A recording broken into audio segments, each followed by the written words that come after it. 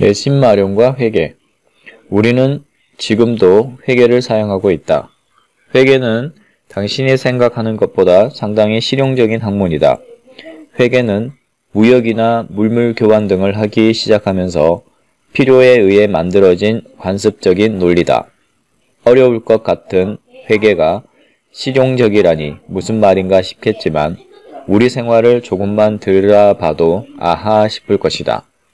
사실 많은 사람들이 회계가 무엇인지 정확히 알지 못하고 심지어 관심조차 없는데도 일상생활에서 이미 사용하고 있다.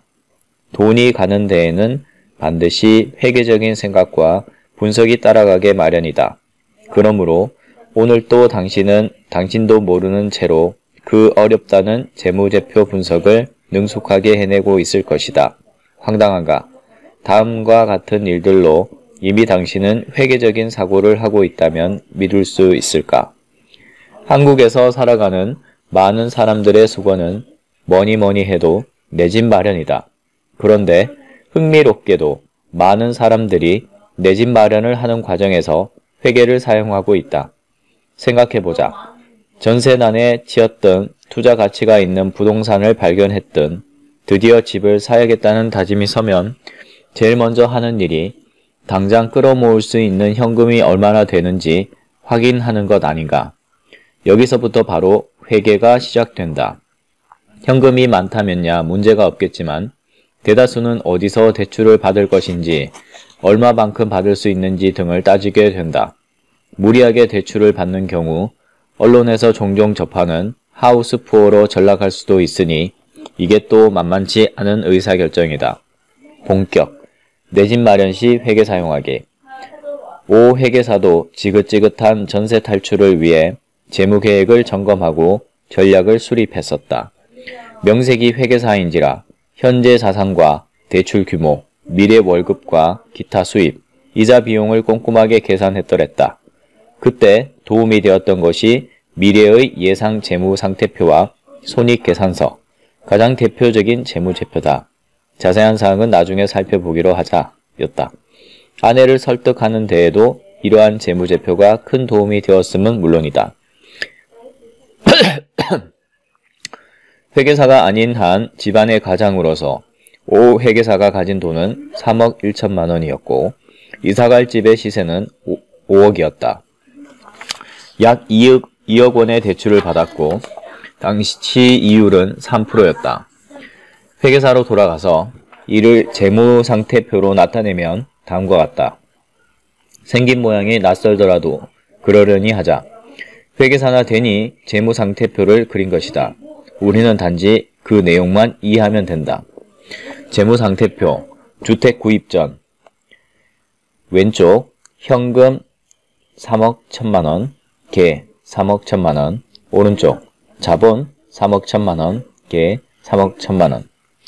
뒤에서 살펴보겠지만 회계에서는 하나의 사건이 생기면 그것을 꼭 두 가지로 나누어서 표시한다. 이른바 복식부기의 원리 때문인데 오 회계사가 현금 3억 1천만 원을 가지고 있다는 것을 회계적으로 표현하려면 왼쪽에 현금 3억 1천만 원을 써주고 오른쪽에 그 현금이 어디서 나왔는지를 표시해 주어야 한다. 대출을 받아서 빌려온 돈, 부채라든가 또는 오 회계사가 차곡차곡 모아놓은 자금, 자본이라든가 위에서는 본래부터 가지고 있던 현금이라는 것을 표시해 주기 위해 오른쪽에 자본 3억 1천만 원을 표시해 주었다. 자본은 모아놓은 금액이 얼마인지 표시해 주는 항목이라고 우선 생각하면 된다. 이사를 가고 나서 달라진 것이 있을까? 물론 집이 생겼다. 이처럼 몸으로 체감되는 것도 물론 있겠지만 회계적으로 이것은 아주 큰일이다. 재무상태표, 주택 구입 직후, 왼쪽 현금 1천만 원, 아파트 5억 원, 개 5억 1천만 원. 오른쪽 대출금 2억 원, 자본 3억 1천만 원, 개 5억 1천만 원. 아파트라는 자산이 증가하는 대신 대출금이라는 부채도 증가했다. 재무상태표의 포인트는 부채를 자산, 현금, 아파트와 함께 표시해 준다는 데 있다. 흔히들 내 집 마련은 은행이 하고 자신은 은행에 월세를 낸다는 말을 농담 삼아 하는데 재무상태표의 대출금 항목이 이를 나타낸다. 회계적 사고로 3년 후 예상하기. 이렇게 집을 사고 나서 오 회계사는 더 열심히 일했다. 집을 사기 전 오 회계사는 다음과 같이 향후 3년간의 수입과 지출을 예상해 보았다. 향후 3년간의 예상 손익계산서를 작성해 보았다. 손익계산서 미래 3년간 1년 후 수입 월급 5천만원, 수입 보너스 500만원, 비용 생활비 마이너스 3천만원, 이자 비용 마이너스 600만원, 순이익 1900만원, 2년 후 수입 5500만원, 수입 보너스 500만원, 비용 3300만원, 이자 비용 600만원, 순이익 2100만원. 3년 후 수입 월급 6천만원, 수입 보너스 500만원, 비용 생활비 3500만원, 이자 비용 600만원, 순이익 2400만원. 그 결과 대출을 받아 집을 사도 큰 문제 없이 살아갈 수 있겠다는 결론이 나왔다. 그렇다면 인생 뭐 있나 싶어 과감히 첫 아파트를 마련한 오 회계사였다. 오 회계사가 의사결정을 하기까지의 과정, 재무상태표와 손익계산서의 작성 및 분석 과정은 다음과 같아. 1. 오 회계사의 연봉은 4천만원이다. 2. 이자 비용이 계속적으로 발생, 연 600만원 한다. 3. 그러나 연봉이 오를 예정, 각각 5천만원, 5,500만원, 6천만원이고 성과 보너스도 매년 연 500만원을 받게 될 것이니 월급과 보너스라는 수익 또한 지속적으로 증가할 것이다. 4. 그러니 적어도 이자 때문에 적자가 날 것 같지는 않다. 이를 회계적으로 나타낸 것이 위의 손익계산서다. 그렇다면 3년 후에 재무상태표도 바뀌기 마련이다. 재무상태표에는 아파트 5억이라는 자산이 생기는 대신 대출금 2억이라는 부채가 증가했다. 이자 비용이 발생할 것이나 미래 연봉 등의 상승으로 인해 들어오는 현금이 나가는 현금보다 클 것으로 예상된다. 대출금 2억 원에 대해 매년 발생하는 이자는 600만 원이다.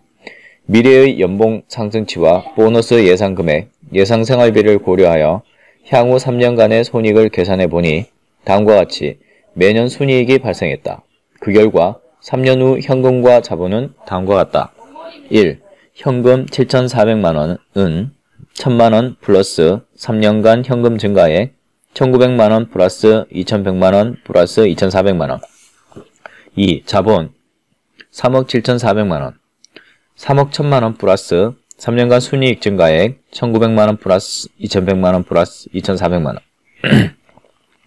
위에서 자본은 아파트를 매입할 때 사용한 현금 3억 1천만원과 향후 3년 동안 벌어들인 순이익의 합계다.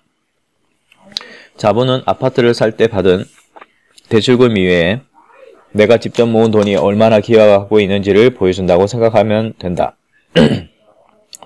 재무상태표 3년 후 왼쪽 현금 7,400만원 아파트 5억원 개 5억 7,400만원 오른쪽 대출금 2억원 자본 3억 7,400만원 개 5억 7,400만원. 회계는 표현 방식을 배우는 일이다. 물론 묻지도 따지지도 않고 그냥 대출을 받아 부동산을 매입하는 사람들도 분명히 있을 것이다. 이런 분들에게는 회계가 무용지물이다. 그렇지만 대다수 사람들은 보호회계사처럼 대출이자와 대출원금 상환이라는 고민을 하게 된다. 그 과정에서 단지 재무제표를 그리지 않을 뿐 은연중에 회계적인 생각으로 그 해법을 찾아가고 있는 것이다. 어차피 이미 모두의 마음속에 있는 회계다. 그러니 회계를 배운다는 것은 마음속에 있는 회계를 꺼내서 어떻게 쓸 수 있는지 그 표현 방법을 알게 되는 것이라 할 수 있다.